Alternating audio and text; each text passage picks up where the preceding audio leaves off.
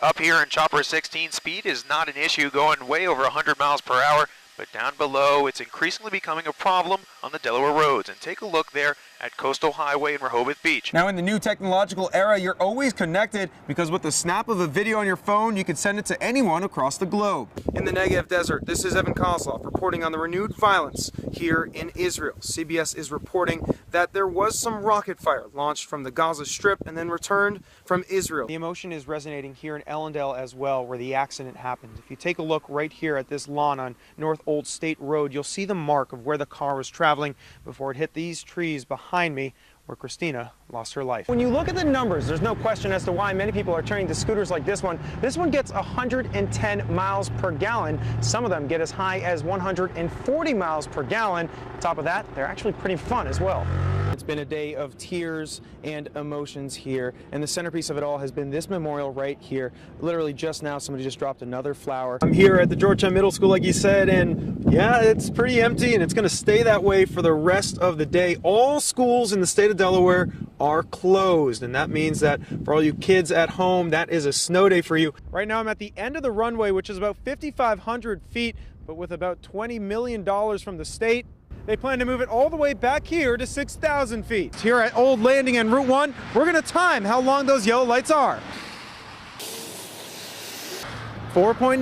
That's all the time you have before you get a ticket at this red light. All the games will be played right here at the Cape Henlopen High School, and it's all about bringing in some of the best talent from across the country. That means, hopefully, a little better than me. Now, Return Day is all about traditions that are, at times, somewhat bizarre. Not only do they bury the hatchet, but they also have the mayors gather and they throw the hatchet. Let's see how I do.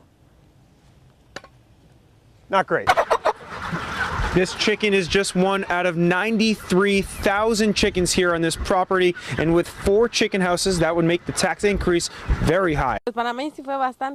Miriam Ramirez of Seaford says domestic violence has long been a part of her life. The past was very difficult because for me, I looked at it like it wasn't a problem. Paul, there was clapping, there was booing, and there was even heckling at times inside of this room. And honestly, nobody but those 5 council members knew how the vote was going to go. In the Postal Service credo, it says that neither rain nor snow nor heat nor gloom can stop them from delivering your mail. But fire?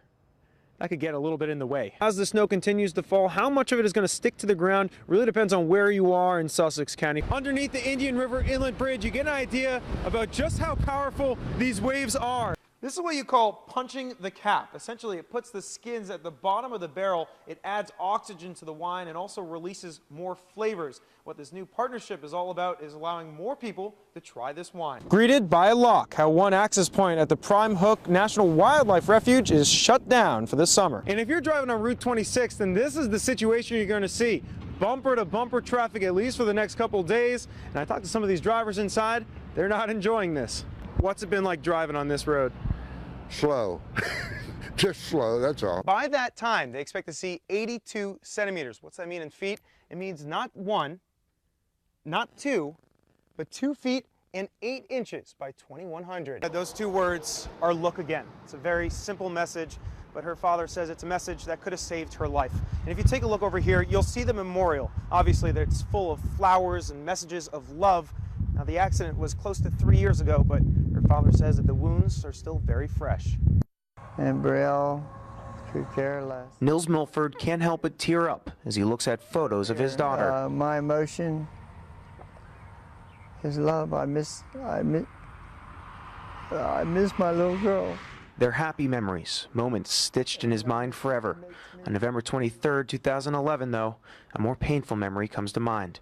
His daughter, Alexis Brielle Mulford, 16 at the time, was killed at this Seaford intersection, hit by a car in her blind spot. I've got a doctor that's telling me that you just need to sit down. You need to sit down.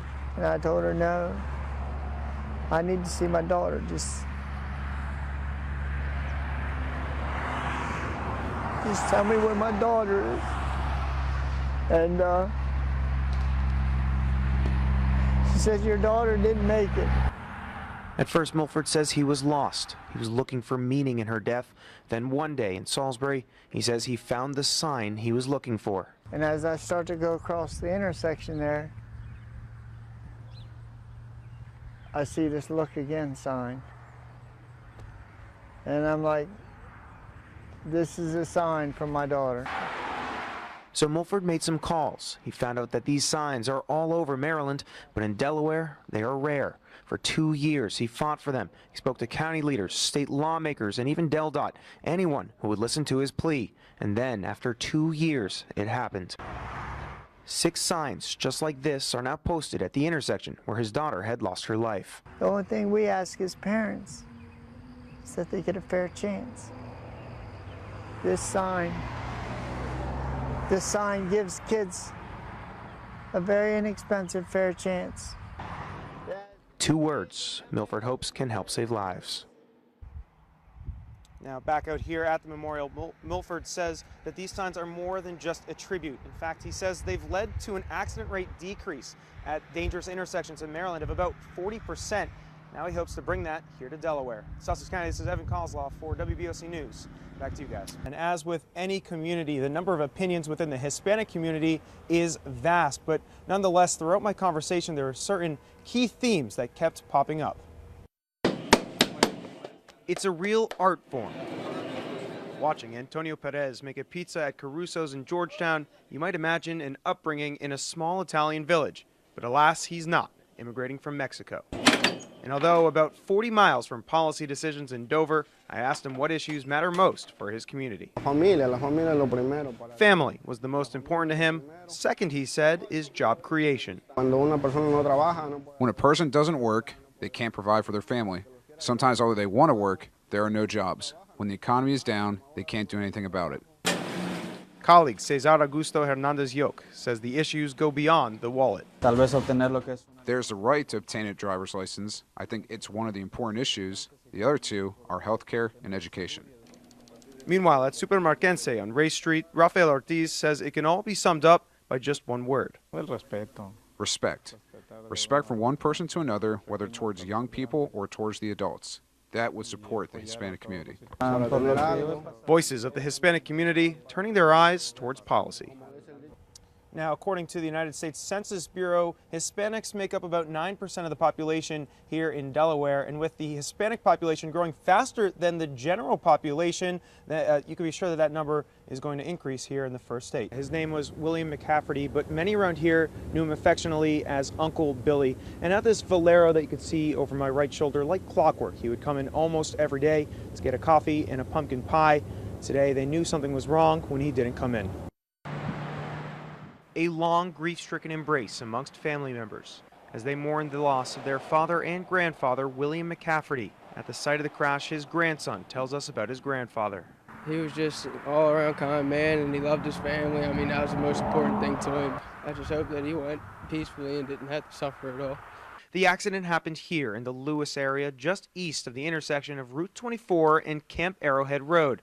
And this is not the first accident in the area. The Office of Highway Safety doesn't have 2014 numbers, but between 2011 and 2013, there were 158 crashes between Camp Arrowhead Road and Route 1. 115, that's pretty daggone good. Susan Schenkel, an employee at the General Store in the Peddler's Village Shopping Center, says the road can be described in just 2 words. Busy and dangerous. We always have something going on. There's always an accident, always something. So now many like Schenkel are calling for road improvements, and the Department of Transportation of Delaware says it's hearing these concerns. DelDOT officials say this intersection is one of many on Route 24 that needs safety improvements. The department tells WBOC that preliminary engineering could start as soon as fiscal year 2016, and construction could start by 2019 if the funding remains available. That work would include additional turn lanes and pedestrian improvements. Route 24 is a mess. Back at the General Store, resident Sonia Johnson says she hopes the most recent accident can lead to a change. They really need it because he's not the only person that's been hit there.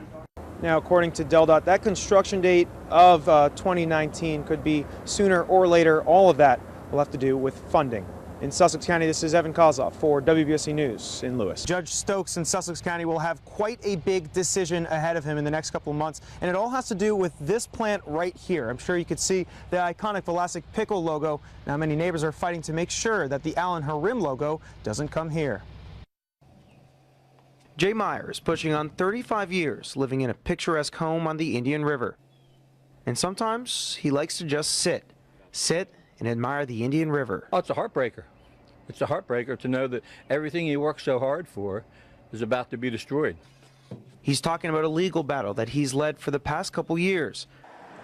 Just a block away from his home is the plant in question. Denrek has given Alan Harim the green light to set up shop inside this building and to start dumping in the Indian River. Meyer says that this would be a problem. 12 million gallons of wastewater every week for the next 30 years. Why would they allow something to be dumped in the river like that for the next 30 years? But the appeals board disagreed. They referenced a 5,000-page report from a consulting company which outlined every step of the remediation process. That report said that there would be a limited environmental impact on the waterway. I feel pretty good about what they're promising. And many, like Millsboro Mayor Bob Bryant, say the offer is just too good to turn away. WBOC reached out to Alan Harim, which tells us that the company already employs 1,000 Delawareans.